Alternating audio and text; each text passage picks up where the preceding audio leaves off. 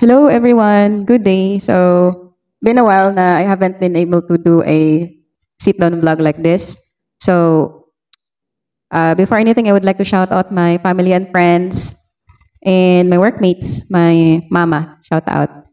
So, what this video is all about is I will just do a quick review of how accurate this app is. Been almost a month that I'm using Timely Bills. This is not an endorsement, but I can highly recommend Timely Bills for everyone conscious about their financials, mga expenses, mga ganyan. So, Timely Bills is actually a financial app. So, that will help you track your finances, mga income, expenses, and it's really good when it comes to using it because you can use it even during like you don't have like data. So, I just arrived from work, no, and every day I always count the money I have left.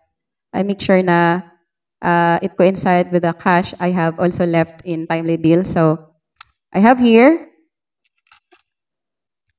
mga cash kasi kakabayad ko din lang ng boarding house. And of course, some of the bills I have left.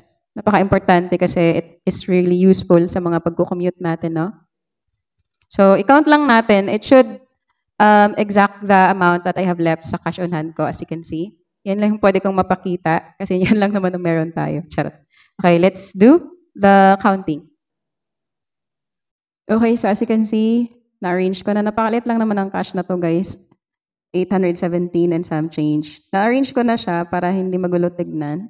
And makikita niyo naman ang maugat na kamay ng auntie niyo. So, we have 1, 2, 3, 4, 5, 6, 7. 100 pesos.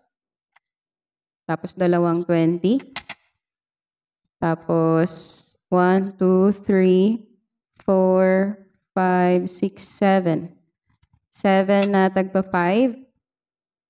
Tapos 1, 2, 3, 4. 4 na tagta 10. Tapos 2 pesos. And then 0.25 centavos. So, magkano ba yan? Ayan.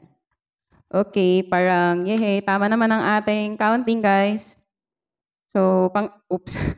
Bye. Panalo na mo, guys. Charing. Allowance ko yan siya, guys. Sana makaabot pa yan ng next week, no? Ayan, so, gusto ko lang ipakita yung paano liquidate. Alright guys, so ayun na nga, and I also would like to share some of my expenses today. And mga little expenses lang naman yan. Ang medyo malaki dyan is yung sa rent. So, ayun na guys, natugma, and I really appreciate this app kasi I've been having issue before with mga discrepancy. Maliit lang naman. And usually yung experience ko noon is paggamit ko ng Excel versus Timely Bills. Kasi sa Excel, nagno-note ako ng mga expense ko sa notepad. And then sa Timely Bills, in-enter ko siya directly. Para siyang real-time na recording sa Timely Bills. Whereas yung sa Excel, isusulat mo pa siya sa notepad mo, tapos i-transfer mo sa Excel. So ayun, nagkaka-discrepancy ako like almost every day talaga.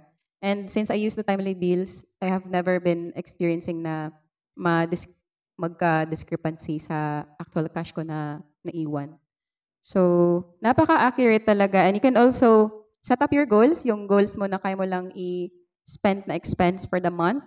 And also, mga future mo na mga bills, like for example, mga investment mo, like your lot, your mga crypto, mga ganun, anything. Napakaganda talaga ng Timely Bills, guys. So, ayun lang. This is not an endorsement, but again, it is highly recommended. So, ayun. Thank you for watching.